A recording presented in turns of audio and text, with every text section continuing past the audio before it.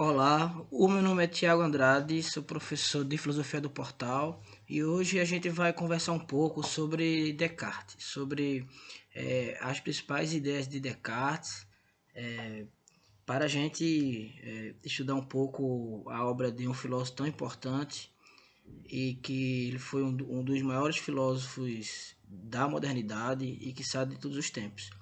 Bem, Descartes ele nasceu na França em 1596 e ele morreu em 1650 em Estocolmo. Descartes ele foi autor de várias obras importantes e uma dentre as quais nós podemos mencionar o discurso sobre o método. Esse é bem conhecido, mas também as meditações metafísicas, as paixões da alma, que é um tratado sobre as paixões. Enfim, ele escreveu muitas obras, enfim, e ele ficou conhecido na literatura como aquele autor da dúvida hiperbólica, algo que a gente vai ver em seguida.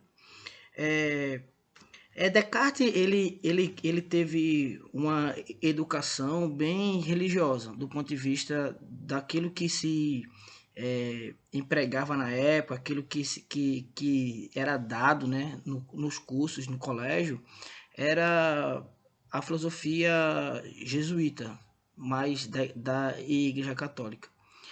E ele estudou em um colégio jesuíta em que praticamente a formação filosófica foi uma formação escolástica. Então quer dizer que toda a ciência, antes de Descartes, principalmente de alguns filósofos e cientistas, como por exemplo Galileu, na filosofia Descartes no caso, eles mudaram o paradigma da filosofia. Anteriormente, a filosofia ela tinha mais uma vibe, vamos dizer assim, escolástica. Qual é a ideia principal assim desse modo de fazer filosofia que ficou conhecida como escolástica? Então a ideia central é dizer o seguinte, de que para os filósofos escolásticos, aquilo que é a verdade nós alcançamos a partir da experiência. Então, qualquer coisa que a gente queira saber como verdade, ou quer buscar a verdade, ou a gente descobrir uma coisa, por exemplo, a gente vai provar a existência de Deus, a gente não começa pela ideia, pelo pensamento, a gente mostra a partir da abstração, né, que a gente vai lá na coisa, a gente vai na experiência e a gente tira as coisas, quer dizer que aí haveria uma prova de Deus a posteriori, ou como se diz, depois da experiência, né? Mas veja, esse modo de fazer filosofia coloca a experiência como fosse algo central e algo importante. Ou seja, sem a experiência, a gente não conseguiria demonstrar verdades, raciocínios e juízos, etc. E um dos modos de se pensar isso é algo bem aristotélico, é o modo de silogismo, é a silogística aristotélica. Descartes ele não concordava muito, o próprio Galileu ele já vinha fazendo críticas a esse modo de se conseguir verdades através de silogismo, etc. Então Descartes ele achava que esse modo de se fazer filosofia ele esconde muito mais, engana muito mais do que aquilo que se deveria demonstrar. Então, os filósofos escolásticos, eles achavam que eles chegariam na verdade através de silogismo, da própria dialética também, e Descartes achava de que ele achava que esse modo de fazer filosofia, ou de chegar na verdade, a partir desse tipo de lógica, era equivocada, em que faltaria um método. Um método rigoroso, um método para que a gente consiga chegar em verdades indubitáveis e em verdades corretas. Então, ele achava que esse modo de se fazer filosofia escolástica não chegava à verdade. Esse modo de fazer filosofia, ao invés de esclarecer as coisas, de tornar as coisas claras e evidentes, escondia as coisas. Então, é como se esse modo de fazer filosofia, a gente tomasse as coisas erradas pela certa e vice-versa. Quer dizer que faltaria aí um método, um rigor, para que a gente possa chegar em verdades demonstráveis e etc. Então, Descartes, ele também ele ficou conhecido assim na filosofia como aquela pessoa que trocou o paradigma da filosofia. Então, por dois motivos. O primeiro motivo é que na filosofia escolástica tinha um paradigma filosófico. Qual é o paradigma filosófico da escolástica? É o ser, é Deus. Então, é a ontologia, do ponto de vista de a gente buscar o ser, buscar saber qual é o ser da coisa. Ontologia é o estudo do ser enquanto ser. Então, esse é o paradigma escolástico na Idade Média. E se chegava em Deus a partir desse estudo do ser, do mundo. Você vai no mundo, vai buscar as verdades, vai demonstrar as verdades, etc. Enfim, e você vai analisar o ser, as coisas criadas, para depois chegar em Deus. E Descartes ele compreende, ou ele concebe um modo de fazer filosofia que não tem esse paradigma mais do ser. Mas o outro paradigma que ele inaugura na filosofia é o paradigma do conhecer, da subjetividade, do ser, o homem. Então, se o paradigma da filosofia escolástica era fazer uma investigação do ser enquanto ser a partir das coisas criadas, a partir do mundo, Descartes vai entender que a tarefa filosófica é uma tarefa de investigar o homem, de investigar o homem criado, a humanidade, a antropologia, né? Estudar e conhecer a partir da subjetividade. Então, Descartes ele foi um dos inauguradores daquilo que a modernidade que na modernidade ficou conhecido como a subjetividade. O conceito de sujeito, né? Sujeito é um conceito moderno, é uma descoberta moderna. Por quê? Porque na época medieval não se tinha essa noção de sujeito. Quer dizer que tinha uma noção de substância, de substrato, etc., já desde a filosofia aristotélica, mas não tinha essa compreensão de indivíduo, de sujeito, como nós compreendemos hoje. Então fica claro dizer que Descartes foi uma das pessoas que nos trouxe essa ideia da subjetividade. E o outro paradigma que Descartes ele vai inaugurar também, quer dizer, ele vai mudar de paradigma que antigamente era do ser para o conhecer, e o paradigma, como nós falamos também, outro paradigma é o paradigma de investigar as coisas a partir do sujeito. Então esse modo, além de descobrir o sujeito, se faz filosofia a partir dessa subjetividade, desse ser pensante, desse ser que possui uma subjetividade. Então Descartes ele vai aí fazer uma crítica tremenda aí, vamos dizer assim, à escolástica, porque Descartes ele achava que a escolástica ela tinha uma metafísica. O que é metafísica? Metafísica é o estudo das coisas que estão além da física. Então, se eu tenho um estudo da física, da natureza, etc., daquilo que é concreto, vamos dizer assim, a metafísica seria a investigação daquilo que está além disso. Então, Descartes achava que esse modo de fazer filosofia não é um modo seguro. É como se eles estivessem fazendo uma metafísica, um tipo de filosofia aí, e que não é nada certo, totalmente vago, vamos dizer assim, não acho que vago é muito forte, né? Melhor falar assim, é muito vulnerável a ataques, a objeções. Quer dizer que se a gente pode pensar de que, sei lá, no muro em que tem tijolos e tem cimento. A metafísica seria o cimento desses tijolos, vamos dizer assim. Descartes está dizendo assim, de que a metafísica dos escolásticos, esse cimento está muito fraco. Esse cimento, parece que esse cimento não prende os tijolos de forma nenhuma. É como se, por exemplo, você faz lá o muro lá, coloca os tijolos, bota um cimento ruim e você empurra, a parede cai. Descartes quer dizer isso, quer dizer que esse modo de fazer filosofia, os tijolos não ficam bem juntinho. Você tocou e buf, caiu. Descartes quer dizer mais ou menos isso. Aí Descartes fala assim, tá bom, mas qual é o modo de se a gente ter uma metafísica ou da gente ter de ter uma espécie de cimento que coloque em seguro os tijolos e que a gente bata e não caia. Em outras palavras, como é que nós temos certezas que são indubitáveis, que ninguém pode duvidar? Quer dizer que, se a metafísica da escolástica, esse cimento é ruim, quer dizer que as verdades não são indubitáveis, são verdades que são dubitáveis, que a gente pode duvidar de qualquer coisa. Por quê? Porque a gente não tem nenhuma garantia. E nós vamos ver, porque em Descartes, a gente vai ver depois por que ele acha isso. Então Descartes ele vai achar que esse modo de fazer filosofia é ruim. Ele quer dizer isso. Então ele vai dizer, ó, a filosofia não pode ficar em métodos que são questionáveis. A própria ciência também, ela não pode ficar em métodos assim.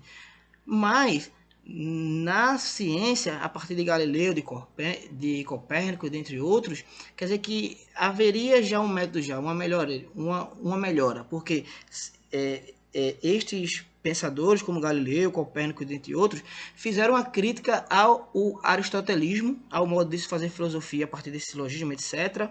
E eles propuseram um método científico, mas Descartes vai dizer que mesmo assim ainda não tinha, Galileu ainda não tinha um método seguro. Então qual seria esse método seguro que Descartes vai estar elaborando?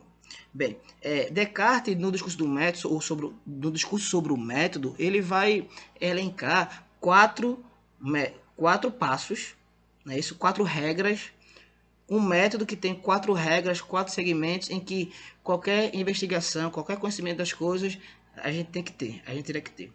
E quais são esses 4 métodos, vamos dizer assim, né? Essas 4 regras que compõem esse método de análise. Ou a gente pode dizer 4 métodos para a gente chegar na verdade ou na verdade indubitáveis, ou que esses 4 métodos, esses 4 modos de se pesquisar nos daria segurança de prosseguir na filosofia, na ciência, etc. A primeira coisa nessa regra que ele vai dizer é a regra da evidência. O que quer dizer essa regra da evidência? Para Descartes, isso ele está dizendo no discurso do método. A evidência é uma regra segundo a qual a gente não pode tomar as coisas como verdadeiras sem uma investigação e ver as evidências como certo. Tipo assim, se você vai num, sei lá, você está vendo uma reportagem, aí você vê lá aí você vai dizer, quer dizer que daquilo que o repórter está dizendo, que o jornal está dizendo é certo. Aí Descartes vai dizer, não pode ser assim, você não pode a princípio dizer que está certo. Você tem que buscar, investigar e não tomar isso como evidente, como certo, sem uma investigação concreta, sem ter uma certeza certa. Então, a primeira regra é a regra da evidência. Nós temos que só tomar as coisas como certas e verdadeiras, coisas que nós podemos evidenciar. O segundo passo é o passo da decomposição, que ficou conhecido na filosofia como um método de análise, o método analítico. Esse método analítico ele consiste em a gente tem um problema filosófico, por exemplo, a reportagem está falando sobre alguma coisa, a gente vai pegar esse problema que a reportagem quer tratar, essa mensagem que quer falar, e a gente vai decompor, a gente vai dividir as partes da matéria do jornal e a gente vai tirar dessa ideia do problema que é geral e a gente vai pôr nas partes, a gente vai deixar simples, a gente vai decompor. Quer dizer que é do geral para o simples, a gente vai decompondo. A gente vai se decompondo mesmo, você vai decompondo, fragmentando e analisando. Então quer dizer que você tem um problema filosófico e você decompõe esse problema e deixa simples. Você vai do todo e deixa as partes mais simples. Isso ficou conhecido como método analítico ou como método de decomposição. Então, a primeira regra é a regra da evidência. A gente não pode tomar as coisas como verdadeiras sem evidenciar. O segundo passo do método é a gente decompor o problema. A gente vai deixar o problema bem fragmentado. O terceiro método é o método da composição. Veja que a gente decompôs o problema, agora a gente vai compor o problema, a gente vai colocar o problema de novo, a gente vai reestruturá-lo novamente. Isso foi conhecido também na filosofia como método sintético, o método de síntese. Então quer dizer que a filosofia ela tem um método, qual é o método? Dizer que é o método de análise e síntese. Esse é um método que ficou conhecido na modernidade.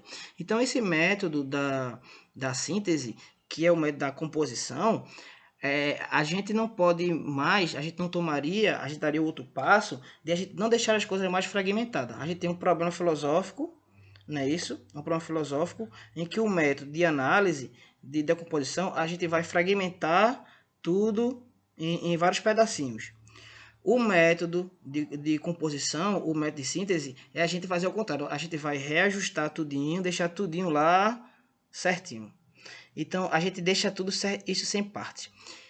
E o quarto método, ou a quarta regra que orienta, vamos dizer assim, a gente na análise científica e filosófica para Descartes, seria o método de a gente fazer uma revisão, uma espécie de olhar as partes tudinho, a gente analisar tudinho para que nada fique solto, para que nada fique perdido. A gente vai revisar, a gente vai ajustar tudinho, a gente vai conferir um por um para que nada fique solto. Então, o método da evidência, a regra da evidência, a regra da analítica, que é da decomposição, o método sintético, que é o método da composição, e o método da revisão, que a gente vai revisar e a gente vai analisar tudinho para que nada fique programado. Então, veja, quer dizer que Descartes quer dizer com isso de que o modo de se fazer filosofia antes dele, na filosofia escolástica, faltou esse rigor. Faltaria um rigor metodológico, faltaria um rigor científico, filosófico, e que esses filósofos não conseguiram fazer isso, por isso que a filosofia era tão vulnerável, não chegava em verdades indubitáveis, porque faltava o método. Inclusive, Descartes vai dizer assim, ó, Galileu deu um passo muito massa no método científico, mas faltou esse rigor aí metodológico que ele vai estar colocando. Então, Descartes ele vai elaborar esse método, ele vai dizer que a filosofia ela tem que ter um rigor, ela tem que ter algo certo, algo coerente, algo forte. Para quê? Para a gente não ficar caindo em falsidades. Então, por que a gente tem pensamentos errados, raciocínios errados? A gente acha uma coisa, mas não é. Aí vai dizer, esse método, essas regras, vai orientar o nosso pensamento, a nossa sabedoria, para que a gente não fique caindo em ladainha dos outros. Então as coisas podem parecer erradas, podem ser erradas, mas a gente não pode cair nisso. A gente tem que ter um rigor metodológico e ele vai dar vários passos. Quer dizer que ele elabora 4 passos no discurso sobre o método. Mas ele tem outro livrinho que chama Regras para a Orientação do Espírito. E nesse livro Descartes ele vai colocar um bocado de regra até você ficar doido, é tanta regra. Mas para a nossa aula aqui, o mais importante é a gente se concentrar nessas quatro regras, que é importante a gente conhecer, e você pode depois analisar e ler o discurso sobre o método. Mas veja, só fazer uma revisão aqui. Quais são os 4 métodos? O da evidência, o da decomposição, o da composição e o da revisão. Ok? Então veja, então Descartes achava que a metafísica, a ciência, a filosofia, ela não tinha algo rigoroso. Falta a filosofia esse algo rigoroso, que eu falei do exemplo do cimento. Então, Descartes ele deu um exemplo, ele falou assim, que toda filosofia ela é como uma árvore. Ele fala assim, que toda filosofia é como uma árvore. Como é que chama aquele negócio embaixo? A raiz é a metafísica, o tronco é a física e os galhos são as outras ciências. Ele quer dar esse exemplo. Quer dizer que se a metafísica elas são as raízes, quer dizer que ela tem que segurar as coisas, tem que ter potência, né? E para Descartes, o modo de se fazer, esse modo de ter potência, de ter segurança, é você analisar e você seguir rigorosamente o método. E ele vai dizer o seguinte, de que, na realidade, há aí uma coisinha importante que ele vai dizer, que é a dúvida hiperbólica. O que quer dizer a dúvida hiperbólica de Descartes? Quer dizer que a gente falou de 4 regras para orientar a gente, para fazer a pesquisa, para fazer filosofia, mas ele vai dizer de que tem um modo que ele vai fazer, que ele vai experienciar, de que foi conhecido como a dúvida hiperbólica, uma dúvida generalizada aí. mas nós vamos saber o que quer dizer essa dúvida hiperbólica. Desde a Grécia Antiga, na Grécia Antiga, ficou conhecido um filósofo chamado Pirro. Pirro foi um filósofo cético. E dentre não só o cético, mas dentre outros modos de ceticismo, ficou conhecido alguma coisa como a epoqué, que é a suspensão do juízo. Quer dizer, se eu não tenho certeza sobre as coisas, eu suspendo o juízo. Eu não vou me comprometer. Isso se chama epoqué, a suspensão do juízo. E na época de Descartes havia um movimento chamado neopirrônico, e que eles tinham esse método cético. Em geral, qual é a ideia do cético? O cético vai questionar verdades absolutas, eles vão questionar a nossa certeza e a nossa prova do mundo externo, que o mundo existe, dentre outras dúvidas. Eles vão colocar em suspensão várias verdades que a gente acha que são verdades intuitivas. Então, haveria aí esse modo de fazer filosofia, esse método, que é o método cético, de suspender o juízo de epoqué. Descartes ele não é um cético, mas Descartes vai usar essa ferramenta cética para tentar provar alguma coisa, para questionar algumas coisas e para chegar em verdade. Quer dizer que ele vai usar essa ferramenta cética para combater os céticos e para chegar nas verdades indubitáveis. Então Descartes ele vai dizer assim, de que a gente tem que chegar em verdades indubitáveis, verdades que ninguém pode duvidar. E ele vai dizer o seguinte, tá bom, eu vou mostrar a vocês como é que a gente chega em verdades indubitáveis. Ele vai mostrar que a gente chega em verdades indubitáveis e ele vai dizer que há verdades indubitáveis. Por isso que ele não pode ser um cético, porque ele diz que há verdades indubitáveis. E o cético vai dizer que não há verdades indubitáveis. O cético vai suspender o juízo para tudo. Descartes vai suspender o juízo de um ponto de vista provisório. Então veja, aí Descartes ele escreve um livro chamado Meditações Metafísicas. E ele vai tentar dizer assim, olha, eu vou provar que há verdades indubitáveis. E daqui a pouco a gente vai ver como é que ele vai analisar. E esse livro é composto de várias meditações. De várias meditações, meditação 1, etc, 2, 3, 4, que ele vai analisar. Cada um ele vai analisando até chegar nas verdades indubitáveis.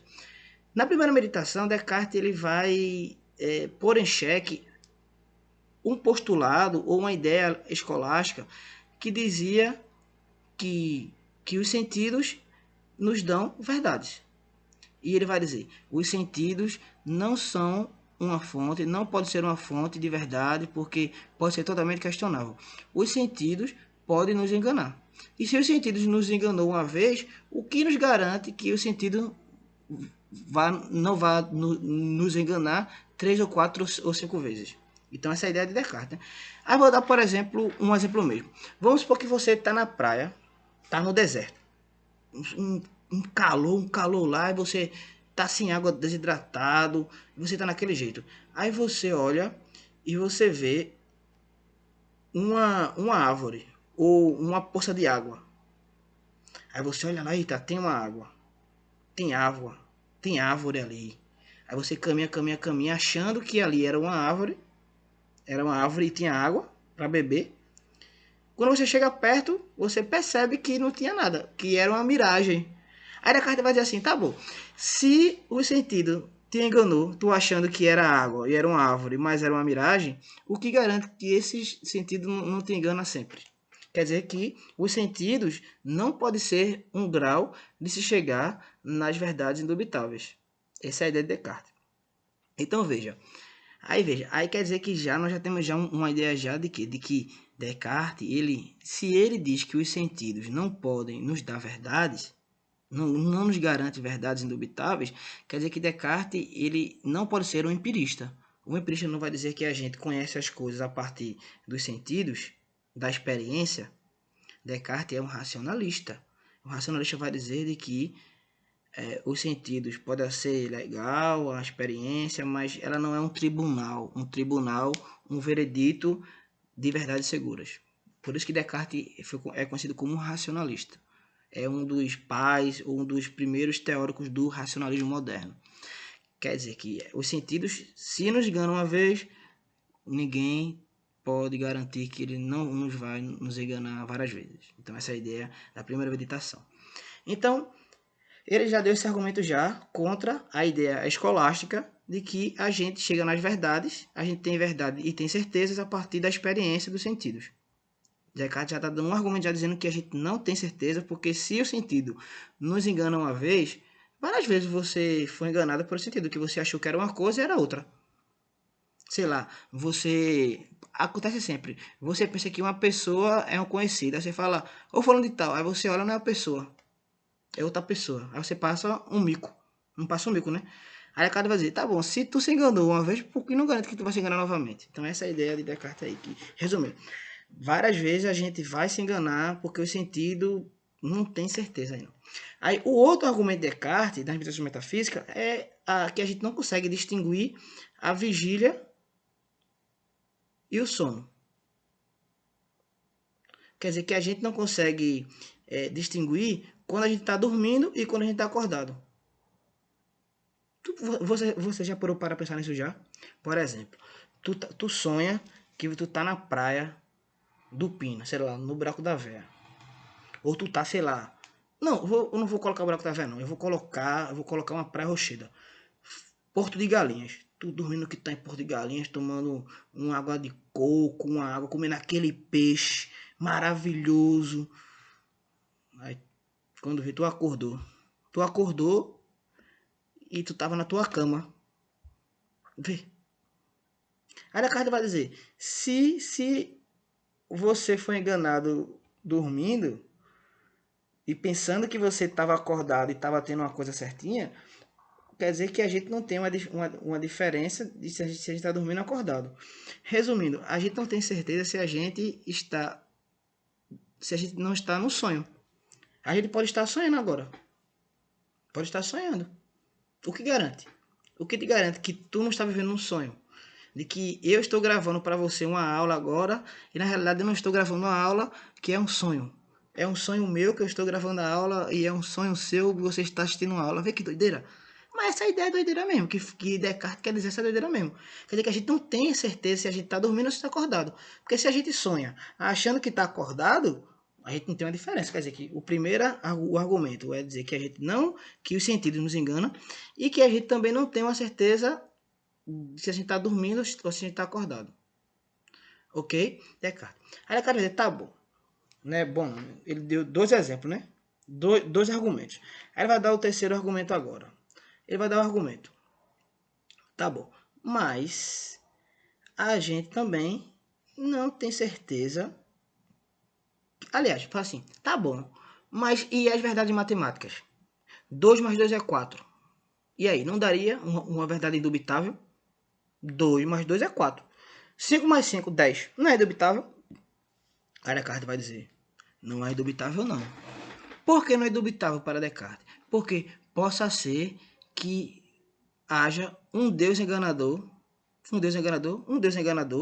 que ele nos criou achando que era isso, mas na verdade não é. Vê a ideia, vê que doideira. Ou seja, a gente pode achar que 2 de 2 é 4, mas na realidade 2 de 2 não é 4, 2 de 2 é 5. Porque possa ser que Deus nos criou assim para nos enganar. Que há um Deus enganador. Quer dizer que já está colocando em xeque já as certezas da matemática. Quer dizer que até a matemática não nos daria certezas indubitáveis. Ou ela não consegue nos dar a primeira certeza indubitável. Então veja, aí Descartes vai dizer, só que Descartes era cristão, né? Era católico.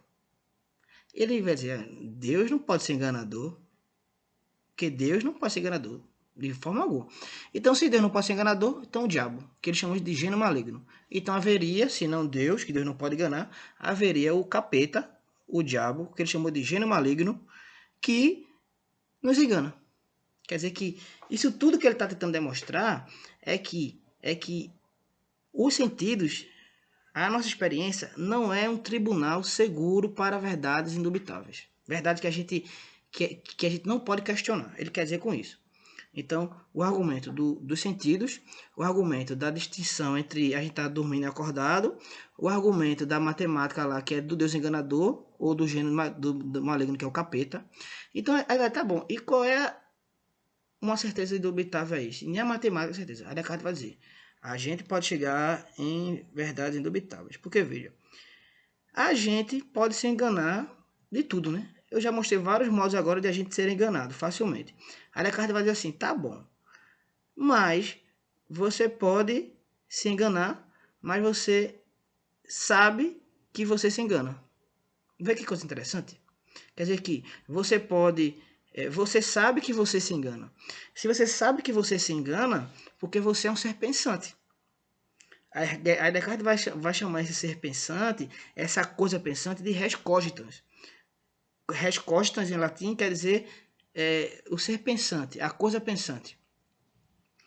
Então, ele vai dizer assim, tá bom, eu sou uma coisa, res, sou uma coisa, sou um ser, uma coisa. E uma coisa que é facilmente enganada. Mas se eu sou enganado, porque eu penso. Eu sou um ser pensante. Se eu penso, logo eu existo. Aí você lembra da frase que Descartes fala? Penso, logo sou, penso, logo existo. Eu penso, eu logo existo. Quer dizer de que eu sou uma coisa que tem dúvida, que acha que uma coisa é certa, uma coisa é errada, que chora, que se confunde, que nega, que afirma. A gente é esse ser. A gente tem uma coisa assim, mas a gente tem uma coisa assim porque a gente tem uma coisa que é característica da gente, ser humano, que é o pensamento. Descartes aí quer dizer o seguinte, que a gente não pode provar que o mundo externo existe, as coisas existem porque aos sentidos não é um tribunal seguro, não é isso? Mas a gente consegue a primeira verdade indubitável a partir do pensamento. Quer dizer que Descartes vai dizer agora de que há aí uma distinção entre uma coisa extensa, que é o nosso corpo, que ele chama de resistência, a coisa extensa, o nosso corpo, e a nossa alma, que é a res constans, que é o pensamento. Quer dizer que pensamento é totalmente diferente do corpo. Quer dizer que o pensamento pode existir fora do corpo, porque eles têm um estatuto filosófico, ele tem um estatuto substancial totalmente distinto. Aí Descartes vai fazer uma dicotomia, uma separação, um dualismo entre mente e corpo. E qual é o grau de certeza que nós temos? É o grau de certeza do pensamento, que é eu penso, logo existo. Essa, para Descartes, é a primeira verdade indubitável que a gente pode ser. Por que é verdade indubitável? Porque eu posso me enganar, mas eu não posso negar que eu sou um ser de pensamento, que eu sei que eu me engano mesmo. Se eu sou uma coisa que eu me engano porque eu penso. E se eu penso, eu existo, eu sou. Então essa é a ideia de Descartes.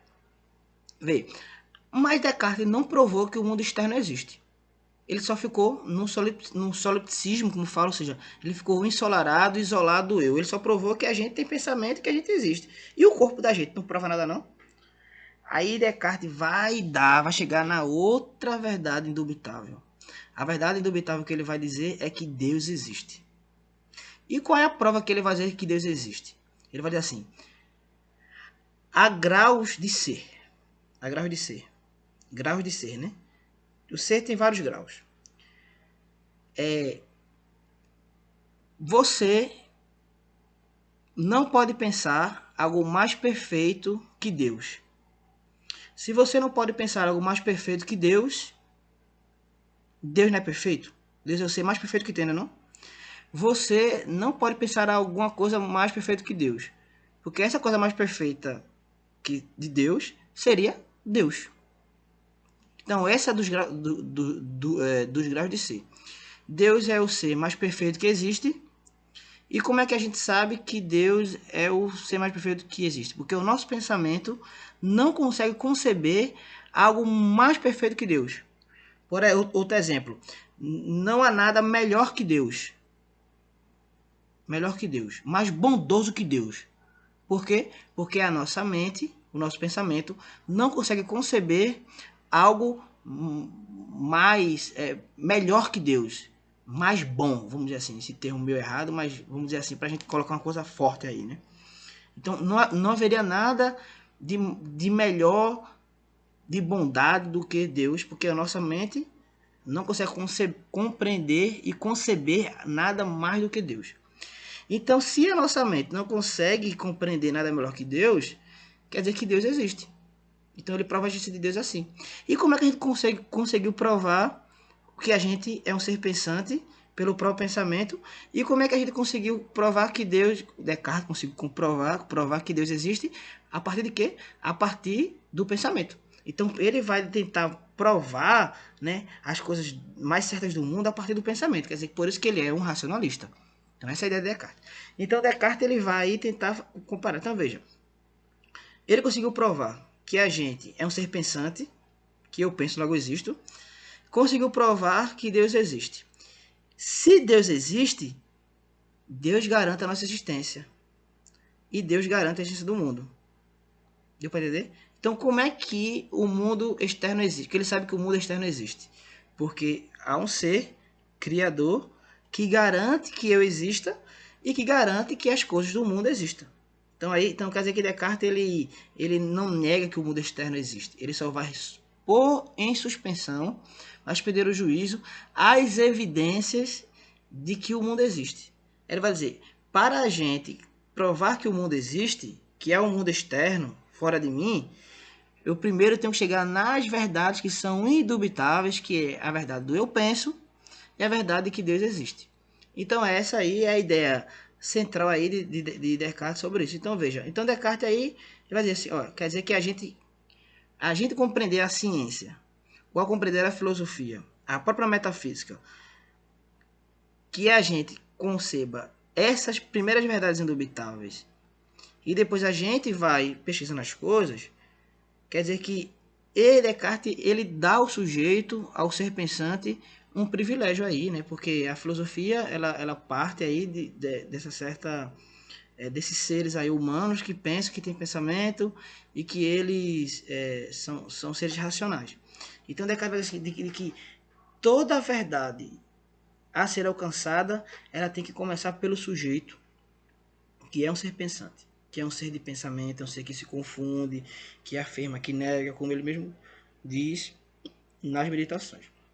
Então, Descartes vai dizer assim, de que a gente tem que compreender a filosofia, a atividade filosófica, como esse grau de rigidez metodológica, de a gente chegar primeiro em verdades indubitáveis, em verdades que a gente não pode questionar, para depois a gente chegar nas verdades.